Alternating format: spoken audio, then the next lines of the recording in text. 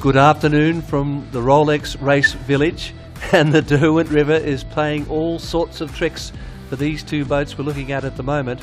Dark and stormy, and also fruit salad, and they have run out of breeze, unfortunately, but that's the Derwent River, isn't it? We saw it last year with the finish of the Line Honours contenders with Law Connect and Andu Comanche, and these two boats are pretty well glassed out at the moment.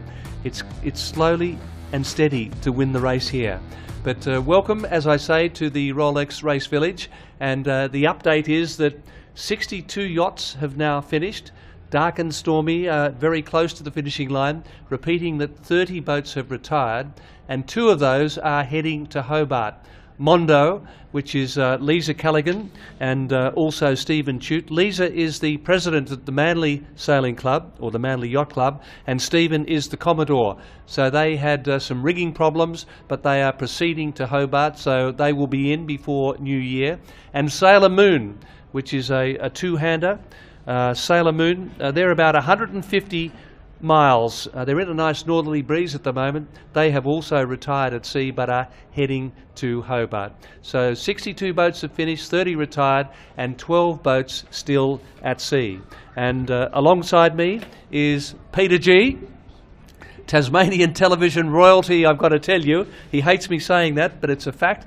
But Peter, interesting situation. It looks as though we might have every boat home by New Year's Day. Yeah, the prognostications are that will be the case, and we might see Sean Langman putting on a real show for New Year's Eve. At the moment he's coming in, the last time I looked, about 10 minutes before midnight, so tomorrow night. So that will be a real highlight, as it always is, if they can put on that show for the crowds down around Sullivan's Cove. Pete, he's got about 180 miles to go, and looking at the moment, he's doing about 5.5 knots. Yeah, there's a bit of breeze on the east coast of Tasmania. They're off St Helens at the moment. He was in close proximity with Salt Lines, a big steel boat which has lifted her skirts this afternoon. Kismet's coming from further out to sea, as we said during our morning broadcast. They're about 50 miles off the coast. They're now heading inwards towards the coast, but they've got a bit of breeze there. But as you saw from those shots on the river, it's blown out here on the river. We had a bit of a southerly change, came through about 2:30. It's dropped the temperature down a few degrees, but they were doing 6 knots. This is Fruit Salad, and there's Dark and Stormy. That other yacht you saw earlier was a spectator craft, and they're just lying there on the boom. Many Hobart sailors have experienced this, trying to walk the sails around on the boat to find something. Peter, they're Dark and Stormy. I think they're all doing their first Hobart race. Yeah. So they're getting a experiencing rich christening. The Fruit Salad, which is the River Derwent. They're heading up near. They've passed the John Garrow Light by the look of it. So near Long Beach at Sandy Bay. So they've still got 2 miles to go. But that's going to be a long 2 miles. Now, the tide's always running out in the Derwent, and there's every chance they're actually going to be moving backwards here. That will happen for sure. Having looked at the tides, I know the high tide this morning was about 7:30. So, yeah, they're nearly there, but this last little leg to the finish at Castro Esplanade can feel like the longest of the entire race. Yes, well, I think Dave Griffith in Whisper had a similar situation. They sat there for a couple of hours just north of Tasman Island, so it does glass out, and there's not a lot you can do there. You can't really, you don't even game to talk really, in case you might upset the Well, you could the blow weather on the sails, but I don't think that will help too much. So you can see that's the situation. It's saying 2.1 knots there. There's a little bit of delay here on the live race tracker, which is showing you what's going on in the Derwent. We go back down, you see the course that they've been tacking their way up in the river, as I said, with a bit of that southerly, very weak southerly change that came through. Just going around Wedge Island there, back Betsy across Storm Bay. So that's how she looks in the river at the moment. But we might have a look at the the big tracker and take us right back up the coast and maybe look at we talked about Kismet, so let's have a look at Tail End Charlie at the moment, and you see the arrows there showing the northerly breeze. Here's Kismet, a little further out to sea. Blue Moon has retired, as you mentioned, Gordon, but they've obviously got appointments for New Year. Salt Lines, it's got less of a distance to go. Right on the run line. Yeah, so it's following the run line. Kismet. Interesting thing about Kismet, Sean Langman's never afraid to go further out to sea and hopefully get the right making line to Tasman Island. He's been 110, 120 miles offshore at times, so he's looking to come home in the right making breeze to Tasman Island, and at the moment he's doing about 5.5 knots. Beautiful looking boat. A One Design, which was in the 50s, became the One Design yacht for the 1956 Olympic Games in Melbourne, and he was gifted this boat a couple of years ago. It was built in the Huon River by Athol Walter and Peter Ingbold. Raced it in Sydney, and back in 1957 Kismet was 6th overall in a fleet of just 20. So here she is with Sean Langman and Peter Ingbold, who is Andrew Inwood actually, who gifted the boat. Peter Ingbold and Sean Langman racing this in the two-handed class this year. So both doing their 33rd Rolex Sydney Hobart, are they? So, yes, so he corrected the program on that one. He said, no, I've done 33, this is number 34. But as you mentioned, Peter, Captain John Illingworth, the co-designer, was the skipper of the first winner of the Rolex Sydney Hobart. It wasn't Rolex in those days. That sponsorship's been going for over 2 decades, but Rani winning that first race in 1945 by a record margin, I think. Yeah, and there's St Helens where they're a beam at the moment. So, fingers crossed we'll get everybody in by New Year's Eve. Yes. Or sometime on New Year's Eve. Certainly before midnight. Yeah. That's the name of the game. Well, a little earlier today on the stage here in the Rolex Race Village, we had the presentation for the Tattersall Cup, the George Adams Tattersall Cup, and of course the winner on handicap. It's a second handicap victory for Sam Haynes, who's the Commodore of the Cruising Yacht Club of Australia, and it was Celestial V70, the victor in 2024. Welcome everyone. It's fantastic to be able to congratulate Sam Haynes, skipper, and the team at Celestial V70. There's nothing more enjoyable than being on the crowd there at the Taste of Summer. There's standing ovations for every yacht that comes in, so that not only do I appreciate the tenacity and the skill and the courage of those on the crew, but of course Tasmanians alike. The Premier will now present the medallions. Remember, it is day 5, so 2/3 of the crew have already departed Hobart. You please welcome the Hobart native, Alex Nolan, the navigator in his 18th Rolex Sydney Hobart. Louis Brake, grinder, steerer and trimmer. Harry West, trimmer and key man on board, Celestial V70. Son of the skipper, Will Haynes. He did his first Hobart in 2016. Dad said he's more of a surfer than a sailor, but the boys say he's absolutely outstanding on board. And finally, the skipper, his second win in the George Adams Tattersall Cup, Sam Haynes, in his 14th Rolex Sydney Hobart. Thank you, Gordon. I'd just like to start by acknowledging the tragic loss of 2 of our fellow competitors in this year's race. Our hearts go out to the families and friends of Nick Smith and Roy Quaden, and the crews of Flying Fish Actros and Bowline.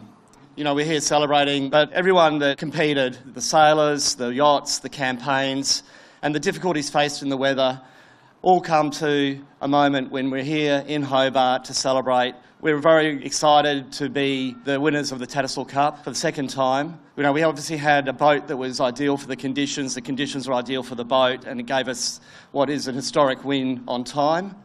But the thing that I have as my best asset for all my sailing has been my crew. We have the most amazing squad on Celestial over the years. They're the best set of men that I've sailed with in my entire life. We have a lot of family and friends which support our campaign, I also want to acknowledge them as well, particularly my partner Mel, whose support I could not do this sport without. So thank you to them, and thank you everyone. I'd now like to call on the Vice Commodore of the Cruising Yacht Club of Australia, David Jacobs, to present the magnificent George Adams Tattersall Cup to the winning skipper Sam Haines. And another very special moment now, the Rolex Associate Director of Global Sponsorship and Partnership, Mr. Laurent Delaney, will present the time-honoured, wonderful timepiece from Rolex to the winning skipper.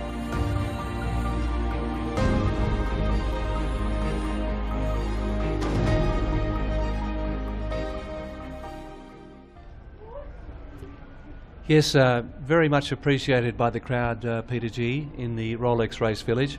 But we have a special treat now because we're going to speak to one of the female skippers in the race. She's a former winner of the Jane Tate Memorial Trophy back in 2022, and she's just completed her 28th Rolex Sydney Hobart race.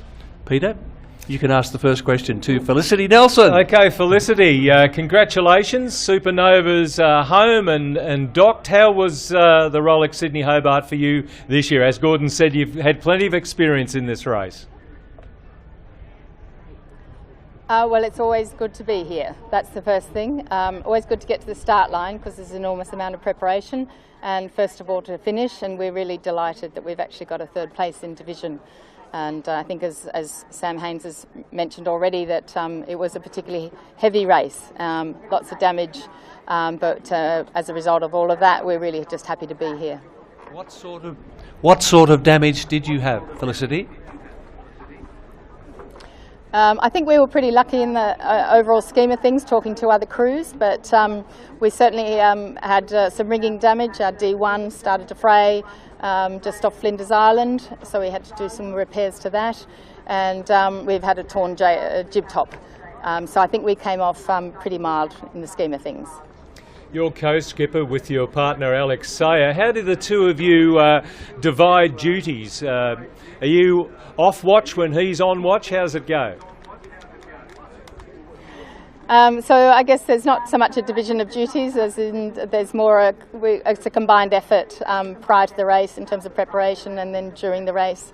And so we certainly share a lot of the decision making on the boat, but we certainly have an esteemed navigator in Duncan McRae who gets us here from a navigational perspective, but Alex and I certainly share the decision making in terms of how the boats run. And also you have a very experienced man on board in Michael Doherty, his 22nd Rolex Sydney Hobart yacht race. Tell us about his story. Yeah, we're very fortunate to have Michael with us, and we've sailed many Hobarts with him. And I guess this is a particularly special one because Michael's had skin cancer, and he's been able to recover from that skin cancer treatment with immunotherapy and been able to join us again on his 22nd Hobart. And that's we're all really delighted because it's been quite a challenge just recovering, let alone recovering sufficiently to be able to participate in the race with us. Felicity, you are only the second yachtswoman to complete 25 Rolex Sydney Hobarts. How would you categorise this one in terms of toughness? I'm sure they blend together, but where do you rate 2024? I guess I'd just, again, like others, acknowledge that the tragedies, the fatalities that occurred in this race really change how you feel about the race, or this race. 98 I raced in, and with the tragedies that occurred there, this reminds me and probably a lot of other people of the risks involved in this sort of sport. So yes, I think it was probably one of the harder ones since 98 that I've done, and I think that's probably what the standout is. The radio relays of hearing about people being injured and the fatalities that occurred really leave a mark in your memory. What about the fact that we had 135 female sailors? How significant that as we move into 2025? Yeah, thank you for the question. It is fantastic. Not only we've got 135 women, but we've got short-handed crews of women. We've got fantastic navigators, female navigators on the big boats as well as the smaller boats. So it's been just wonderful to see I'd say a fairly rapid increase in women's participation in yacht racing, both inshore and offshore, particularly these long offshore races. And I know it will only get better and better as we see more and more, particularly the young women coming into the race. Felicity, Adrian Carlin hasn't got here to the finish this year, but of course she started on Master Lock Comanche. You're still going to keep pushing her for the next foreseeable future? We always just take each race as it comes, and we'll take stock, and when 2025 clicks over, we'll have a think about the 2025 and the 80th Sydney to Hobart. Well, thank you very much to Felicity Nelson, Supernova, and as mentioned, they finished just before midday, so only just a few hours ago. She's looking pretty fresh, I must say, Gordon. She's looking very, very fresh, and nothing like a good Cascade Ale to really It's pep got you all the up. life-giving vitamins and minerals that you could want. Well, there have been a lot of first-timers, Peter G, in the race, and one of them was Tom Robinson on Dark and Stormy, who are still on Fruit Salad, I should say, still trying to get across the finishing line. They're getting very close in little or no breeze, but he was the youngest person to ever attempt to row across the Pacific Ocean. And after something if only like, he could row right now, Gordon. yeah, it would be ideal conditions. I think he was out there for about 265 days, and then the rowing boat capsized, and when he was recovered, he found himself in a very uncompromising situation.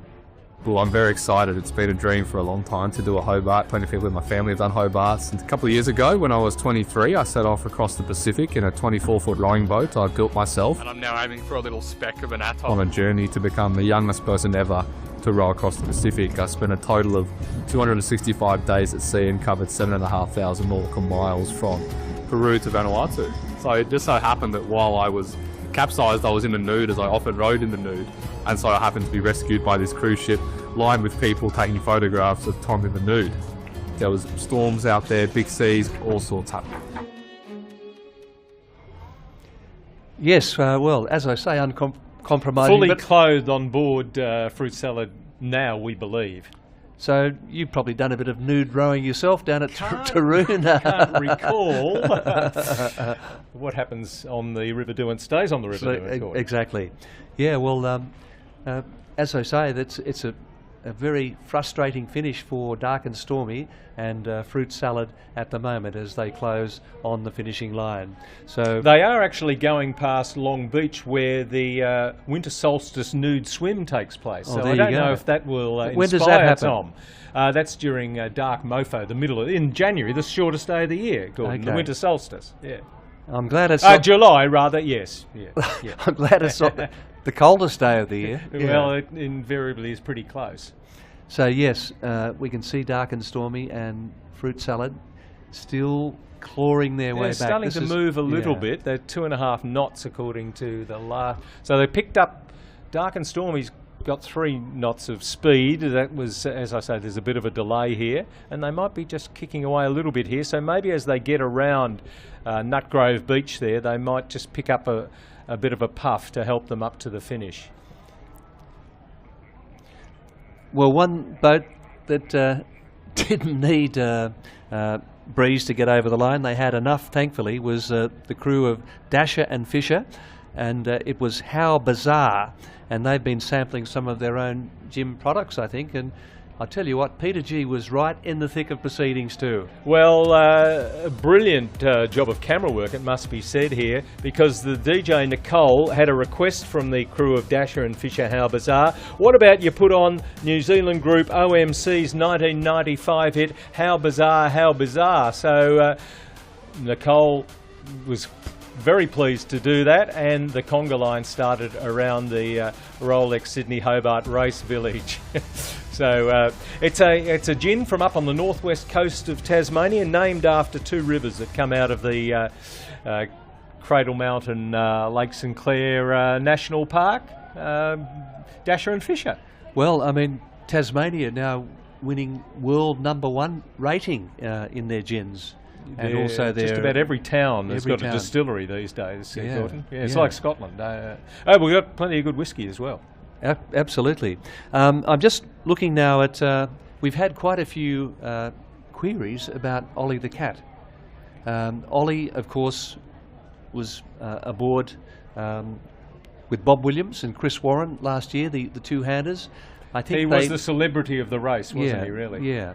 He absolutely dominated that double-handed crew and won the Paw Prize, I think, a new trophy. But we've been trying to catch up. He didn't race this year, and that was made clear, wasn't it? Bob said early on, no, he's not going to see this year.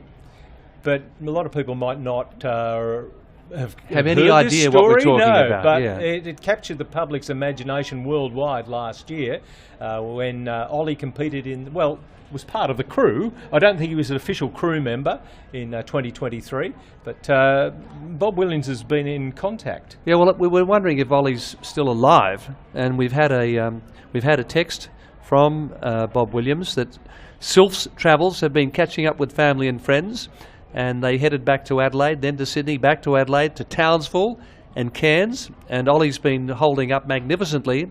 Then they went down to Sydney and Melbourne and finally to Adelaide again for a lovely Christmas lunch for Ollie. So Ollie and Bob Williams, the owner-skipper of Sylph, which was the last boat to finish in the Rolex Sydney Hobart last year, send their best regards. And they've sent us a little Christmas video. Looking forward to seeing if Ollie's put it on last year. Yeah, finishing a Sydney Hobart for the first time. Even if you come last, it doesn't matter. We're here in Adelaide at the moment in maintenance mode, so not doing the Sydney Hobart. Of course, we better say Merry Christmas from Ollie. Here's Ollie doing what cats do best. I think he might have put on a kilo, just having a look there in the clothes basket at Ollie. Yeah. Well, the other, let's not allow the cats to take all the limelight, because Celestial V70 have been sponsoring some puppy dogs. Yeah, and I think the dogs right around Australia are barking at Celestial's victory. Of course, Sam Haynes is a veterinarian, and this year the Australian assistant dogs were the beneficiary of a victory, and Giotto, the roller skating bulldog, was the star on the launch just before the race, a couple of days before. There's one of the assistant dogs with Captain Sam. Yes, and Sam is sponsoring the Sydney Bulldog Clinic, which is an initiative of the Sydney Animal Hospitals, where Haynes is a director and also a proprietor. So just the assistance dogs, such an important role they play, and also the Sydney Bulldog Clinic. So, you know, the cats and the dogs are really taken centre stage. You could say the race has gone to the cats and the dogs in the past 2 years, but no one's complaining. And a friend of mine who trains guide dogs was very happy to go out to Celestial V70 yesterday and show, I think it was Billy, I can't remember quite the name of the beautiful black lab, the beautiful black boat that was raced this year on behalf of Assistance Dogs Australia. So some great causes right across the whole fleet, aren't there? Yeah. Everybody seems to have some reason to be out there, not just because they want the personal challenge of racing and enjoying the Derwent River and its vagaries. Coming up towards the Sandy Bay Sailing Club, just around Long Point there. They haven't quite got to go to Nutgrove Beach yet. Wow, I think, Gordon, we might have finished this update before they get to the casino even. So, yes, very slow going in very light northeasterly breezes on the River Derwent. Now, Tasman, they've still got a strong northerly, but when they get around the island this evening, I think it's going to be very slow going to the finish. So good ground made today by the yachts. I mean, I think this time yesterday, we had 12 in, so 50 boats come have in finished since then, overnight, and 62 have finished and just 12 yachts. I was just looking up, we were talking about the assistant dogs, and on MWF Kale, we actually have a blind sailor, James Hunter, who's 60 years of age. He lost his sight. He's a trimmer on the boat and tying in with the assistance dogs. The Wave Foundation, isn't it? Yeah, what a fantastic... the Making Waves Foundation, MWF Kale, and James Hunter, who lost his sight some years ago, trims the sails and does it all by feel and sense and smell.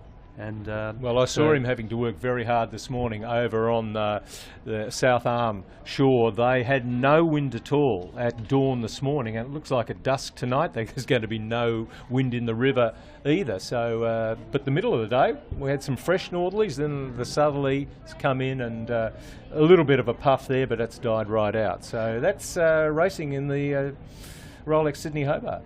And Pete, just as we wrap up here, just recapping then on the finish, the line honours finish. It was Law Connect finishing at 2:35 in the morning.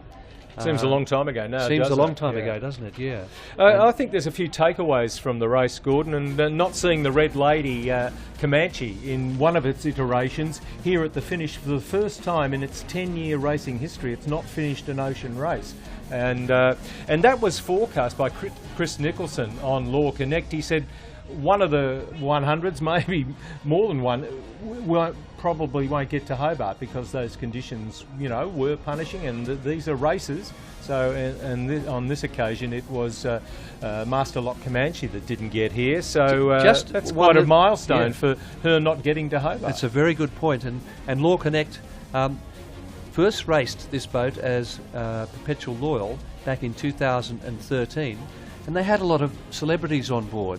We had the Olympic gold medalist Tom Slingsby, but we had Jude Bolton from the Swans, Jessica Watson, Phil Waugh, who's done 6 Rolex Sydney Hobarts. He's the CEO of Australian Rugby, a legendary Australian footballer, and also Carl Stefanovic and Larry Emdur. So they've got them off Law Connect, and they've won the race. They've obviously been the foundation stones. So they've won line honours anyway. And I think another, well, I've not seen it before, you may remember this, but by 5:30 on that second morning here, we had 3 boats at the dock. They were 1, 2, 3 on corrected time overall as well, and it has not changed since that time. And it must be said, by the time I got down here about 8 in the morning, I thought, I can't see this altering, is going to change, and it has not, which is unique, I think. I think when Alive finished last year, it looked as though she was going to be in a very unassailable position. But the for whole, handicap, but 1, 2, and not 3. as quickly. Not as quickly and all as that, 3 positions were done and dusted virtually on the morning of the 27th. And Celestial finished only 2 hours. 28th, rather. Yeah, 2 hours and 35 minutes astern of Law Connect, the V70, 30 feet shorter. And, we've had Volvo 70s in the race, sometimes half a dozen of them. They've never really had a great impact in terms of the overall result. This year there was one, and it's won the race, and it's won the race by the biggest margin since Rani won the first race in 1945. So a winning margin this year for Celestial V70 of 9 hours 45 minutes. Rani beat Amber Merle back in 1945 by 1 day 5 hours. So it's a real milestone, and to Sam Haynes and his crew, another feather in their cap. Yeah, Rani finishing on the 2nd of January in the early hours of the morning. And then, of course, we saw that fantastic performance by Mistral, Rupert Henry and Corentin Duguay, the double-handers, and they've won the double-handed event now for the 3rd year in a row for Rupert Henry. Might get named the Mistral Trophy one day, you never know. And 3 days, I'm sure they're not finished. 3 days, 6 hours in a 34-footer. That's pretty amazing, isn't it? And there's still some two-handers out there, and Kismet bringing up the field.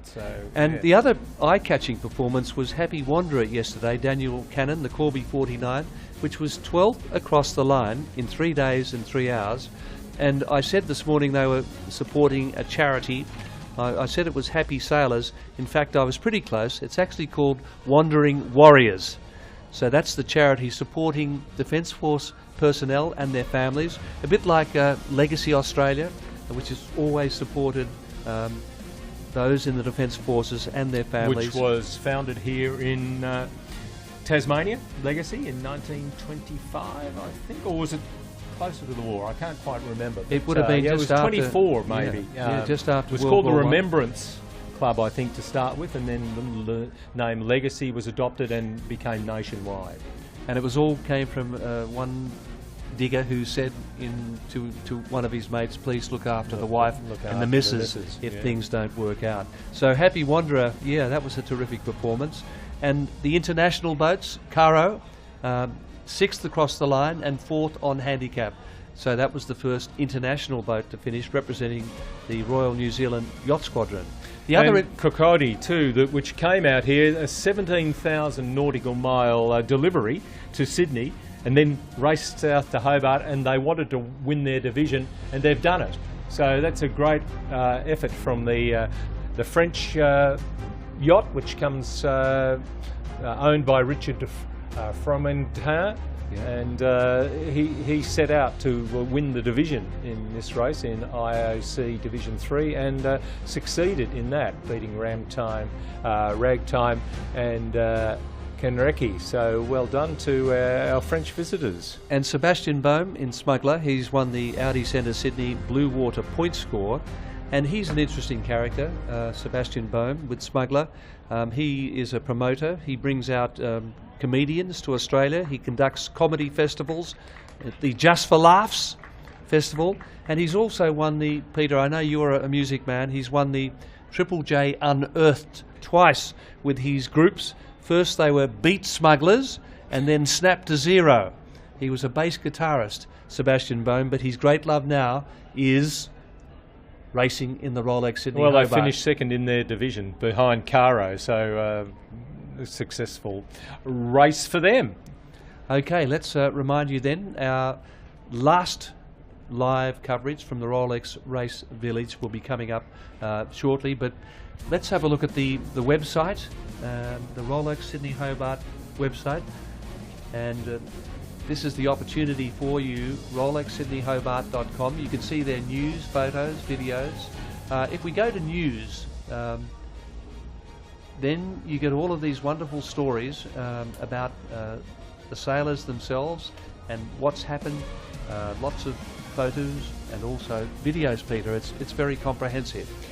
Battle on the Derwent, a last late challenge for yachts, and some great pictures there. Looks like on the east coast, might have been going past and the Hippolytes. And some dolphins there. Yeah, and there's look, the sea life is one of the highlights for people that are not just gung-ho racers. When you do an ocean race, you're going to see some sea life through the duration of the race, and some beautiful dolphins there. Somebody might be able to identify them. They don't look like bottlenose to me. I don't know if they're spinners or... but what a great sight. Daryl the Dolphin apparently leading that yacht in. Fantastic stuff. So whatever you want, you can go to the Rolex Sydney Hobart website and find it. Yeah, no, it really is a fantastic facility as far as following the race is concerned. Peter, it's been a great pleasure to work alongside you for Thank the you, first Gordon. time in the Rolex Race Village studio. So on behalf of Hype Media, I think we're going to sign off, aren't we? TV, yep. And, it's done for today. Just one more update. And that will be at 9:30 in the morning. Make sure you join us. And we've had a camera on the Rolex Race Village for the last 5 days. So this is a time lapse of all the activity. But our final update tomorrow morning at 9:30. And also tomorrow morning at 11:30 there will be a memorial service for the 2 deceased sailors from this year's race. And make sure you go to the rolexsydneyhobart.com, repeating that 62 yachts have finished, 30 retirees and 12 boats still at sea. So we'll leave you with this time lapse here in Hobart. It's goodbye from the Rolex Race Village.